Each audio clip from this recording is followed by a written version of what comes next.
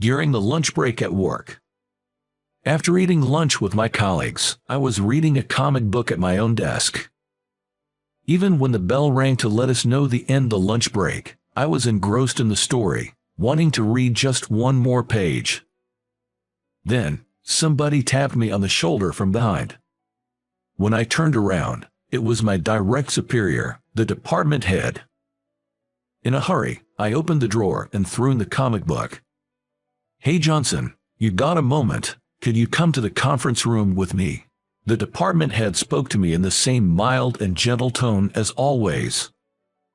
Immediately, I got up from my seat and followed the department head to the conference room. When we entered the empty conference room, the department head asked me if I wasn't going to take any more paid leaves.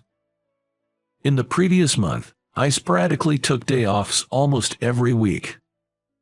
"What about it, Johnson? Are you going to take some day-offs this month, or not?" Saying that, the department head gave me a sharp stare. As I was lost for words to reply, the department head spoke ruthlessly. "You don't want to work with me, do you? As you wished. You're going to be let go from my department and also from the head office." The department head told me that this was a transfer order.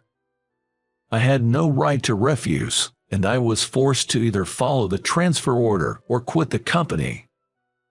"So you mean, I'm being demoted?"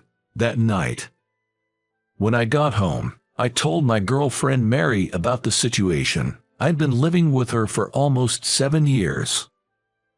I was forced by the department head to choose between following the transfer order or quitting the company, and I chose to stay in the company. The place I was being transferred to was a sales office in a remote area in the Midwest. Mary asked me why I was being demoted. When I hesitated to answer, Mary said, "Could it be that you were trying to change jobs and the company found out?" She hit the nail on the head. With a stunned face, Mary sighed. She said that she had a vague idea on the reason why I was taking day-offs during the week and going somewhere. "I have already changed jobs 4 times since I graduated from college. It's not that I have any particular complaints about any of the companies I've worked for. However, once I've been in a job for 3 or 4 years and get used to it, I get bored. Not that I have any ambition either. I just felt like, maybe it's about time I tried something different." However, there was another reason why I decided to attempt this 5th job change. I'm already 40. I was thinking of settling down at my next job. And once that job gets secured, I was thinking of going to the next step with my relationship with Mary. So, I consulted with a headhunting agent and managed to get interviews with several companies, but my age was a barrier to get a new job somehow. I was considering giving up on changing jobs. And then came the demotion. I never thought that my job hunting would be found out by the department head. I can understand why your boss got pissed off. His trusted subordinate was secretly trying to change jobs behind his back. I had nothing to say to Mary's words. So anyway, I'm being transferred, right? So, when I tried to ask her to come with me, Mary cut me off sharply. "I have my life here, building my career. Besides, I'm not obliged to follow you to such a remote place. We're not even married." After that, Mary and I got into a heated argument. Being at a disadvantage, I pouted like a spoiled child and took a nap on the living room couch. Then, I began to reflect on my relationship with Mary since I met her. I first met Mary at a friend's wedding reception. She wasn't exceptionally pretty, but there was something welcoming about her face that drew me to her. She asked me about my job. I told her I had switched jobs twice and proudly said, "Staying at one company for too long is outdated." She nodded approvingly and said, "Johnson, you're very career-oriented, aren't you?" She was the one who suggested exchanging numbers. She was also the one who planned our dates for the most part. We became a couple within 6 months. And soon after, we started living together. You know how young couples are constantly giggling together over nothing. That's how we were. We never stopped laughing when we were together. Everything we did was fun. We really need to clean this dusty floor. True, but I can't be bothered today. We laughed our heads off, simply at the thought of skipping cleaning of our apartment over the weekend. Fast forward to about 4 years from those happy days. When I started looking for another job, Mary, upon finding out, questioned my decision. Things at work were going smoothly, and I was well compensated. I didn't have any issues with my coworkers either. Despite all this, she asked me why I was considering changing jobs. Well, because there's a company out there, you know. I jokingly replied, but she didn't laugh. It was clear that she started to doubt my true nature. She realized that my attitude towards work was not about career progression, but simply about being fickle. From then on, her look at me changed. Not just about work, but also about our relationship. Despite living together for so long, I never brought up the topic of marriage, and this seemed to trigger distrust in her. Fast forward another 3 years. We stopped laughing together and stopped doing things together.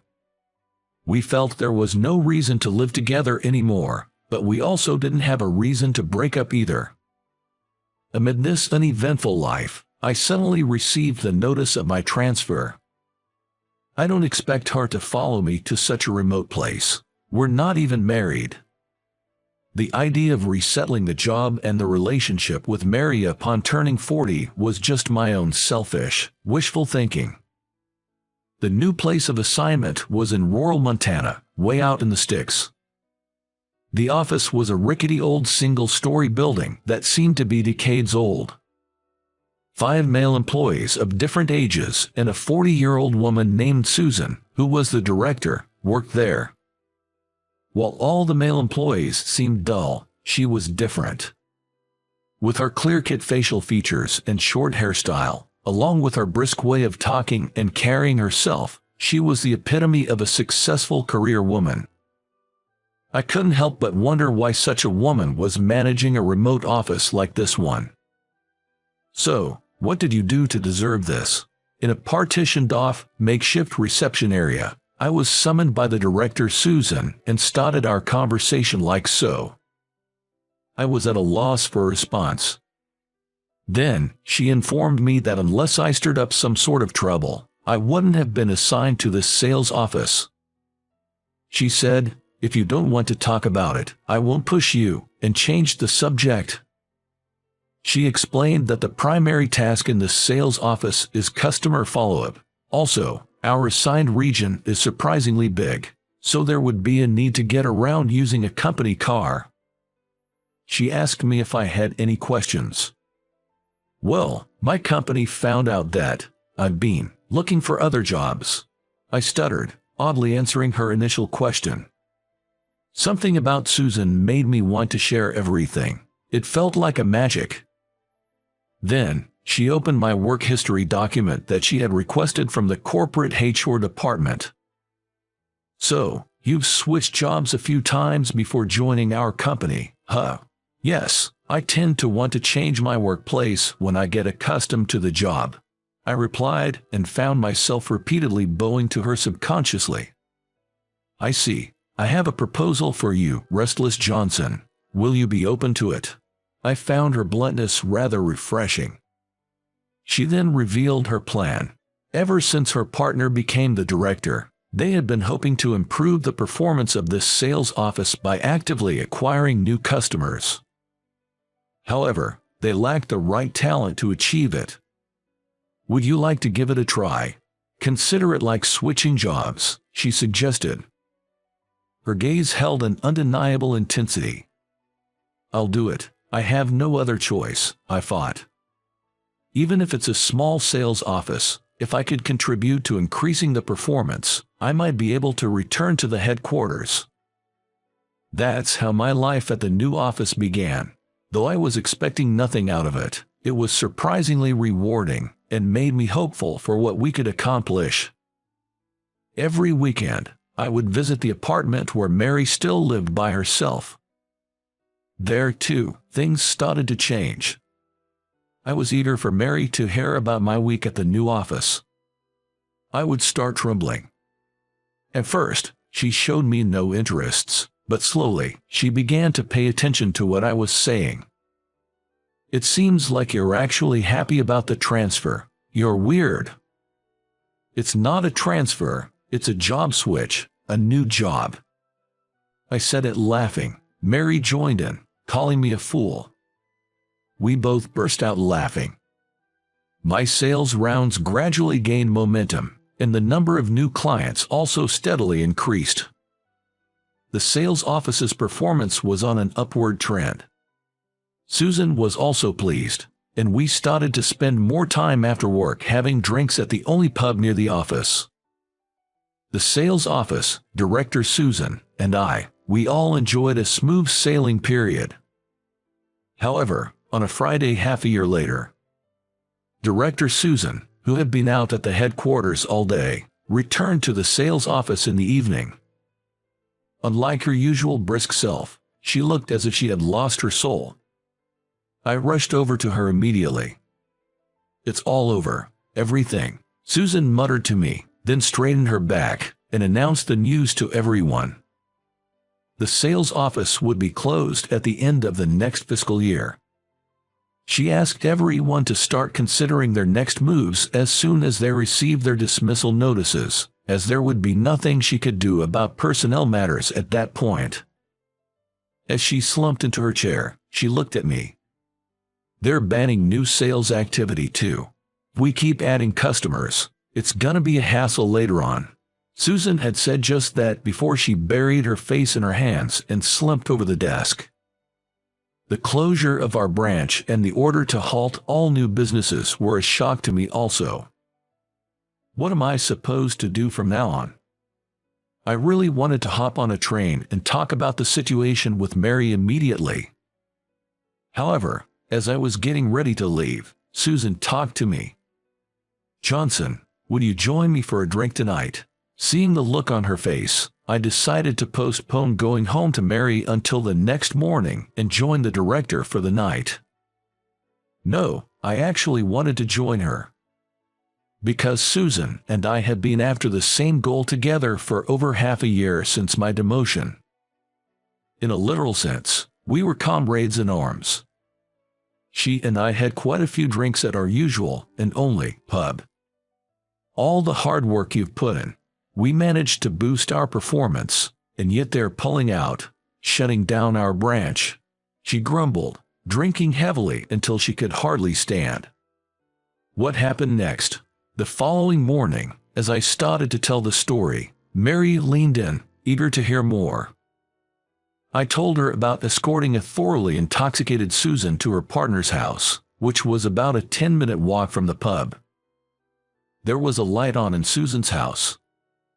I hadn't asked anything about her personal life until then, so I didn't even know if she was single or married. "So, she's living with her family." I more or less carried Susan to the front door and rang the doorbell. A woman's voice from inside the house answered yes, and the front door opened. "Susan, get a hold of yourself." The woman took hold of the drunk Susan, chiding her. Susan kept repeating, "It's frustrating, so frustrating," under her breath. "Who's that woman?" Mary asked, looking puzzled. "Susan's partner," I replied. "Partner?" I nodded slowly and went on to describe the conversation afterwards between Susan and the woman. Susan clung to the woman in a childish and clingy manner that she'd never displayed at work. The woman gave me a wry smile, saying, "Here we go again," before she took Susan inside, then came back to where I was standing at the entrance. "Johnson, isn't it? Susan is always in your debt." She thanked me sincerely. Susan was sent to that branch because the company took issue with her living with someone who wasn't a spouse or a recognized family member, I told Mary. Ever since, Susan had been living in a house they rented themselves, without receiving rent allowances from the company. Monday of the following week. As soon as I arrived at the office, Susan called me over to the reception area. The first thing she did was to apologize for her behavior on Friday, saying she had gotten so drunk she can't remember anything. "I must have caused you trouble by having you take me home, and about what's going to happen from now on," Susan began, lowering her voice. She had decided to resign voluntarily, without waiting for the company's formal notice. When she was reassigned to the sales office, she was headhunted by a client company, she said. At that time, she decided to stay with the company that had demoted her without any wrongdoing, hoping to give them a taste of their own medicine.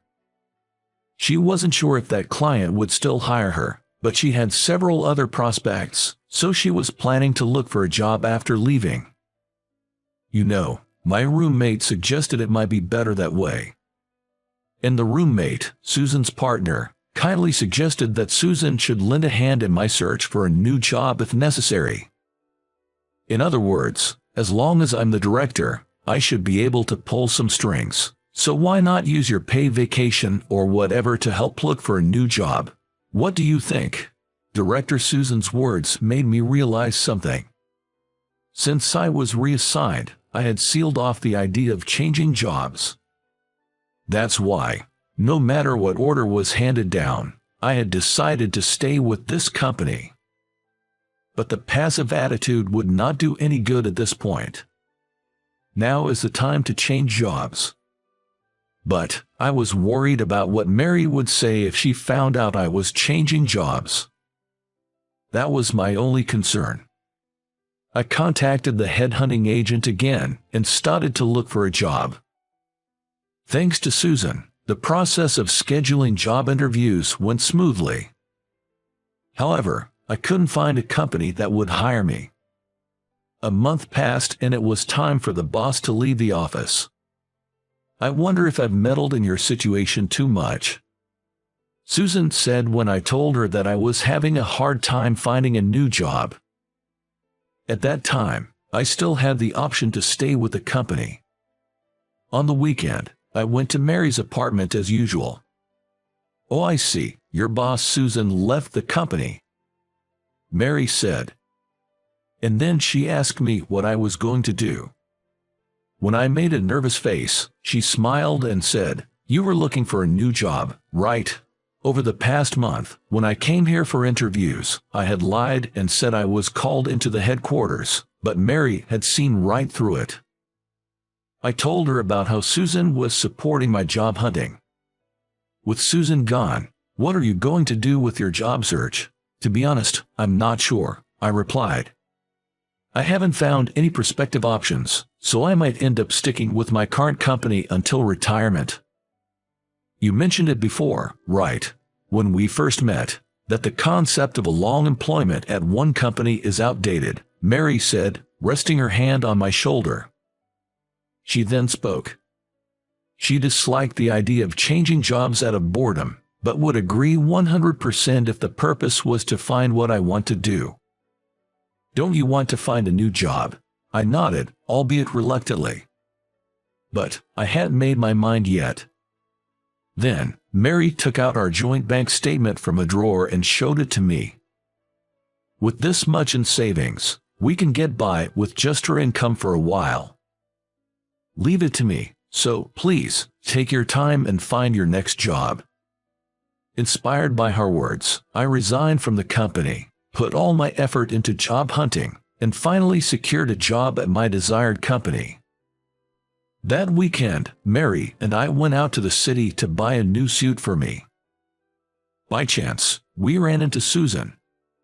She was with that woman. We stood there, catching up on what had been going on in our lives. "And how about you?" Susan asked, stepping back and looking at Mary behind me. I took Mary's arm, led her forward. "She's my partner." Mary gave a nervous nod. "Oh, your wife is so beautiful and lovely. Truly, you make a wonderful couple." Susan and her companion agreed. I put my arm around Mary's shoulder and said yes, looking at her. Mary was caressing her shiny wedding ring on her left hand's ring finger with her right hand. I hope you enjoyed today's story. Your subscription and likes give us the motivation to continue our work. We are looking forward to your comments as well. We'll see you in our next video.